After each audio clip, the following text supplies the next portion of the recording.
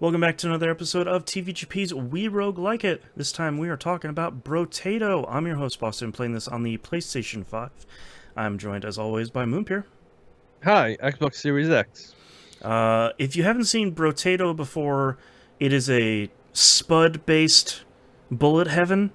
If you Yes. can think of things like Halls of Torment, Vampire Survivors, 20 Minutes Till Dawn, that sort of thing. You are the thing that the bullets are coming out of, as opposed to a bullet hell where you're trying to avoid the bullets. So if you played something like Vampire Survivors, pretty similar. But this time, you're Potato. Yes. So I have seen this game as one of those games that people are saying, like, hey, you should really, if you like things like Vampire Survivors, if you like any of these other games, you should probably check out this game too, which is one of the big reasons why we're playing it. This time also, it's on Game Pass, and if not, it's super cheap. And runs, one of the big things on the store was saying, like, hey man, runs are short. I was like, hey man, yeah, all right. Now you're Kind talking my of. language here. How are you feeling about Brotato so far? The tutorial is not good enough. Yeah, wish there was a little bit, either no tutorial or a little bit more. Did you know you can combine guns, Boston? I found that out a couple runs through. Yeah, yeah, Me too. yeah. It was like, wait, hold on. I can do what now? Yeah, because I thought I just needed to, like, keep rolling the dice in the shop To get of level if you 2 want a and level better... 3. Yeah, like, oh, you want to get a purple gun? Yeah, sure. Just keep rolling the dice. Mm-hmm. Yeah, yeah. I do think that system feels pretty good once you get it down. Like, I like the idea of, okay, I have this gun with this build on this character that feels pretty good. I'm going to try and keep an eye out for that gun or something that synergizes with it, but also kind of keeping a slot open or keeping something that I don't mind selling later to free up something to combine. Yes. Yeah. So I have done several runs of this. Yeah, And me too. ironically enough, I made a bunch of notes.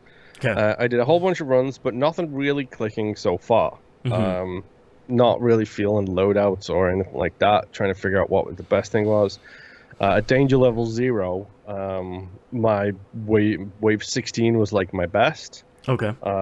Then I started thinking, well, I'm just going to do ranged. Let's just do ranged and see how that works. Yeah. And I tried that with the regular guy who's balanced, and that did not work very well. Mm-hmm. So instead, I changed it to the ranger class, Oh yeah. who has a bunch of bonuses for range weapons. And then I promptly beat level 20 today, Nice. wave 20 today, with the ranger class. Nice. Of course, I write down what I can't do, and then I get I get immediately the resolution to that problem the second I write it down. Right. So I unlocked a bunch of stuff. Like you get, I think it's depending on who you complete it with or what level you complete it on, you get different unlocks. So new items are added to the pool. Yep. At which point I was like, oh no. I'm already annoyed with this game, for the record, by the way, because it has like 1 and 4 and 3 and 2 like point achievements. Like go away from me with that stuff. Like it's, and thanks Pharaoh for pointing that out the second this was announced as the next game. I'd be like, hey, it's gonna be so annoyed.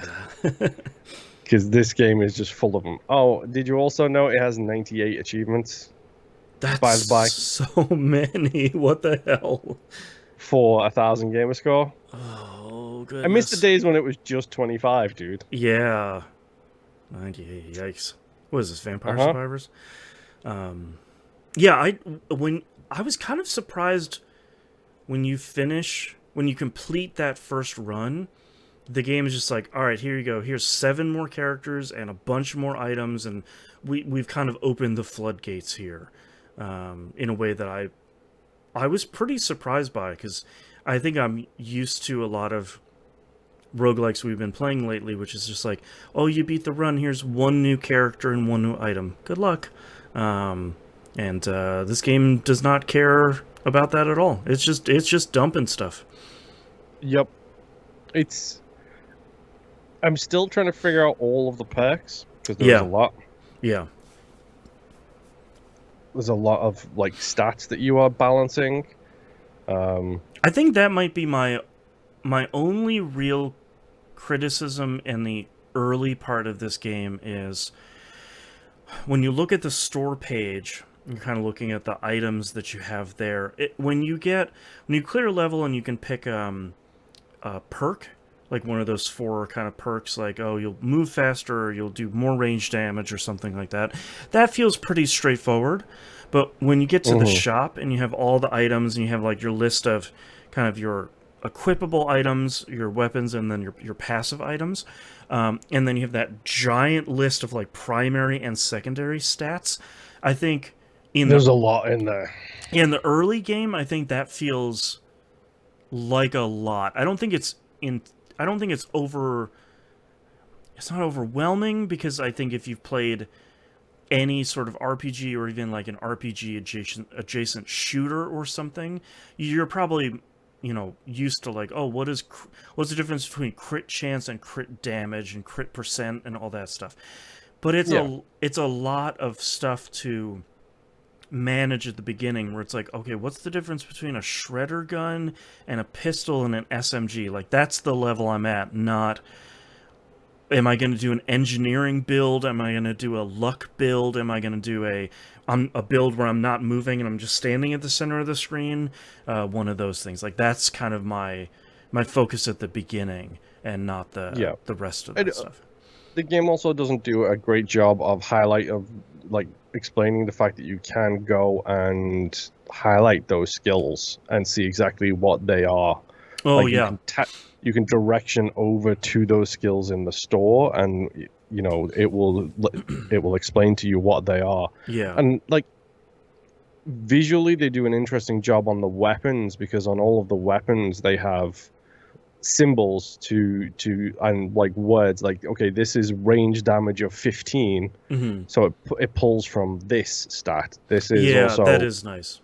Yeah. Like, it has the little symbols and lets you see that kind of stuff, which I think is kind of cool. It just takes a little bit of time to actually lean in and figure out exactly what that is. Yeah. I have finished. What are the difficulties called? 0, 1, 2, 3, 4, 5. Yeah, I've finished 2, so I've beat 0, 1, and 2. I like that the game's difficulty wasn't significantly harder between 0 and 1. Moving from 0 to 1 is essentially like elite enemies show up, like the Binding of Isaac champions, kind of. And then moving from 1 to 2 is basically there are some more of them and there are more enemies in waves, which I appreciated, because it wasn't like, all right, you beat the game once, now we're just going to keep punching you in the face for 30 more hours. It's like, that doesn't seem to be the spirit of the game, which I really appreciate. And the spirit seems to be more of, let's do a short set of runs that are kind of highly variable, which I think is cool. So I don't know. I'm enjoying Brotato so far. It's definitely scratching that bullet heaven itch of just like, all right, yeah, it took me like 20 minutes to beat that. I could just do another one. Why not? I had 20 more minutes. I mean, you just do one more run. And like you said, it also does help that the runs are relatively short. Yeah. All right, I'm excited to play more, unlock more characters, play around with more of them. Like you, I've only really played with like the base level character and then the ranger so far. And I want to get into more like science builds and melee builds and stuff like that, because it seems like there's a bunch of variability in those. So hopefully that'll be what I get to here in this week. Thank you very much, everyone, for listening. We'll see you all next run. Bye. Bye.